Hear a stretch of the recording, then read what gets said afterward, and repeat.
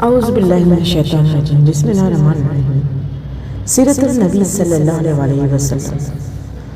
ہمیں آج کا نوانی محمد صلی اللہ علیہ وسلم کا ستارہ چمکا۔ ملک شام کا ایک یہودی اس مکہ سے کچھ فاصلے پر رہتا تھا۔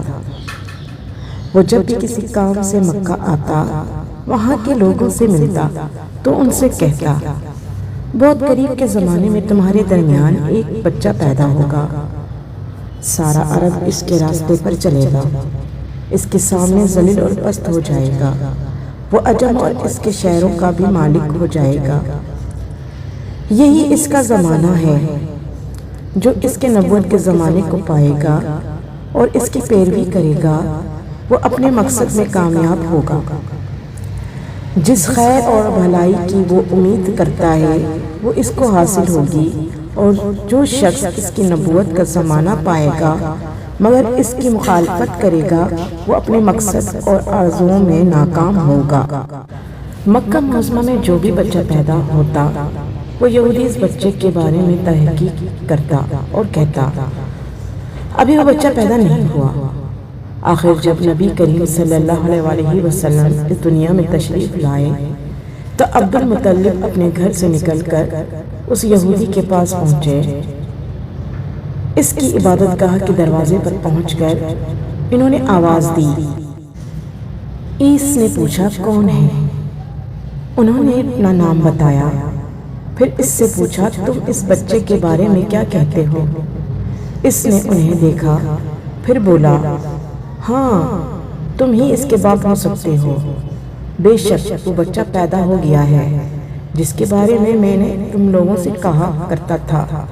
وہ ستارہ آج طلوع ہو گیا ہے جو اس بچے کی پیدائش کی علامت ہے، اور اس کی علامت یہ ہے کہ اس وقت اس بچے کو درد ہو رہا ہے۔ یہ تکلیف اسے 3 دن رہے گی اور اس کے بعد یہ ٹھیک ہو جائے گا۔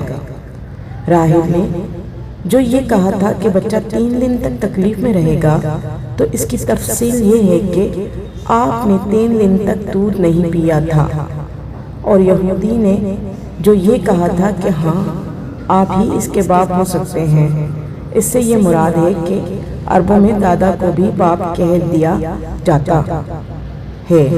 اور نبی کریم صلی اللہ علیہ وسلم نے ایک بار خود فرمایا تھا، میں عبد المطلب کا بیٹا ہوں۔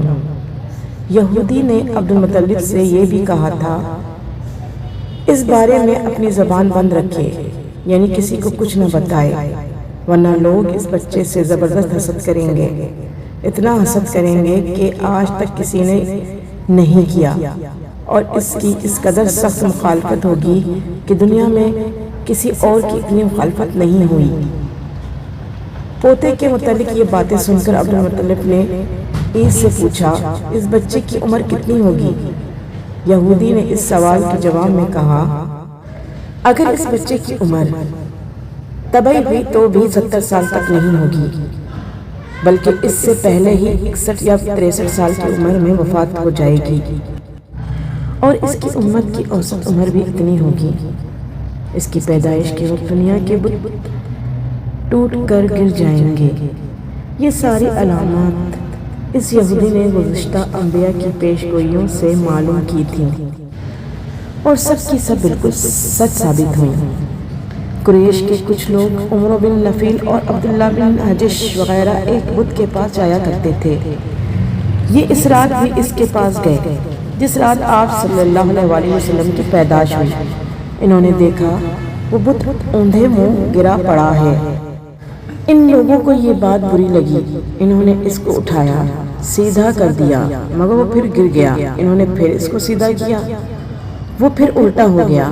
ان لوگوں کو بہت حیرت ہوئی، یہ بات بہت عجیب لگی۔ تب اس بت سے آواز نکلی، یہ ایک ایسے بچے کی پیدائش کی خبر ہے جس کے نور سے مشرق اور مغرب میں زمین کے تمام گوشے منور ہو گئے ہیں۔ بت سے یہ نکلنے والی آواز نے انہیں اور زیادہ حیرت زدہ کر دیا۔ اس کے علاوہ ایک واقعہ یہ پیش آیا کہ ایران کے شہنشاہ کسریہ نوشیروہ کا محل ہلنے لگا اور اس میں شگاف پڑ گئے۔ نوشیروہ کا یہ محل نہایت مضبوط تھا، بڑے بڑے پتھروں اور چونے سے تعمیر کیا گیا تھا۔ اس واقعے سے پوری سلطنت میں دہشت پھیل گئی۔ شگاف پڑھنے سے خوفناک آواز بھی نکلی تھی۔ محل کے 14 کنگرے ٹوٹ کر نیچے آ گرے تھے۔ آپ کی پیدائش پر ایک واقعہ یہ بھی پیش آیا کہ فارسی کے تمام آتش کدوں کی وہ آگ بجھ گئی جس کی وہ لوگ پوجا کرتے تھے اور اس کو بجھنے نہیں دیتے تھے، لیکن اس رات میں ایک ہی وقت میں تمام کے تمام آتش کدوں کی آگ آنن فانن بجھ گئی۔ آگ کے پوجنے والوں میں رونا پٹنا مچ گیا۔ کسریہ کو یہ تمام اطلاعات ملی تو اس نے ایک کاہن کو بلایا۔ اس نے اپنے محل میں شگاف پڑھنے اور آتش کدوں کی آگ بجھنے کے واقعات اسے سنا کر پوچھا، آخر ایسا کیوں ہو رہا ہے؟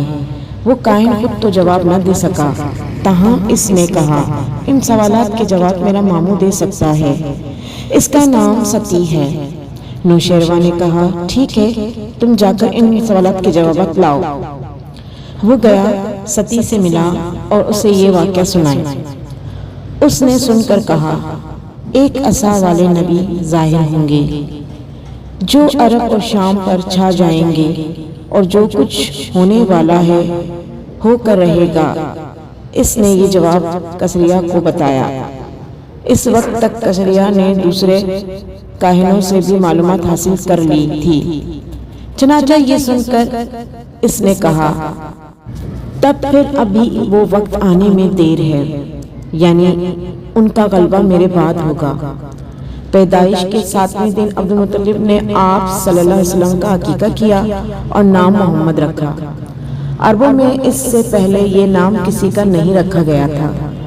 قریش کو یہ نام عجیب سا لگا، چنانچہ کچھ لوگوں نے عبدالمطلب سے کہا، اے عبدالمطلب، کیا وجہ ہے کہ تم نے اس بچے کا نام اس کے باپ دادا کے نام پر نہیں رکھا بلکہ محمد رکھا ہے، اور یہ نام نہ تمہارے باپ دادا میں سے کسی کا ہے اور نہ تمہاری قوم میں سے کسی کا ہے؟ عبدالمطلب نے انہیں جواب دیا، میری تمنا ہے کہ آسمانوں میں اللہ تعالیٰ اس بچے کی تعریف فرمائے اور زمین پر لوگ اس کی تعریف کریں۔ محمد کے معنی ہے جس کی بہت زیادہ تعریف کی جائے۔ اس طرح والدہ کی طرف سے آپ کا نام احمد رکھا گیا۔ احمد نام بھی اس سے پہلے کسی کا نہیں رکھا گیا تھا۔ مطلب یہ کہ ان دونوں ناموں کی اللہ تعالیٰ نے حفاظت کی اور کوئی بھی یہ نام نہ رکھ سکا۔ احمد کا مطلب ہے سب سے زیادہ تعریف کرنے والا۔ علامہ سہیلی نے لکھا ہے، آپ احمد پہلے ہیں اور محمد بعد میں، یعنی آپ کی تعریف دوسروں نے بعد میں کی، اس سے پہلے آپ کی شان یہ ہے کہ آپ اللہ تعالیٰ کی سب سے زیادہ حمد و ثنا کرنے والے ہیں۔ پرانی کتابوں میں آپ کا نام احمد ذکر کیا گیا۔ اپنی والدہ کے بعد آپ نے سب سے پہلے صوبیہ کا دودھ پیا۔ صوبیہ نبی کریم صلی اللہ علیہ وسلم کی چچا ابو لہب کی باندی تھی۔ ان کو ابو لہب نے آپ کی پیدائش کی خوشی میں آزاد کر دیا تھا۔ صوبیہ نے آپ کو چند دن تک دودھ پلایا۔ انہی دنوں صوبیہ کے ہاں اپنا بیٹا پیدا ہوا تھا۔ آپ کی والدہ نے آپ کو صرف 9 دن تک دودھ پلایا۔ ان کے بعد صوبیہ نے پلایا۔ پھر دودھ پلانے کی باری حضرت حلیمہ سعدیہ رضی اللہ عنہا کی آئی۔ حضرت حلیمہ سعدیہ رضی اللہ عنہا اپنی بستی سے روانہ ہوئیں۔ ان کے ساتھ ان کا دودھ پیتا بچہ اور شوہر بھی تھے۔ حضرت حلیمہ سعدیہ رضی اللہ عنہا دوسری عورتوں کے بعد مکہ میں داخل ہوئیں۔ ان کا خچر بہت کمزور اور مریل تھا۔ ان کے ساتھ ان کی کمزور اور بوڑھی اونٹنی تھی، وہ بہت آہستہ چلتی تھی۔ ان کی وجہ سے حلیمہ رضی اللہ عنہا قافلے سے بہت پیچھے رہ جاتی تھیں۔ اس وقت بھی ایسا ہی ہوا، وہ سب سے آخر میں مکے میں داخل ہوئیں۔ جزاک اللہ خیر۔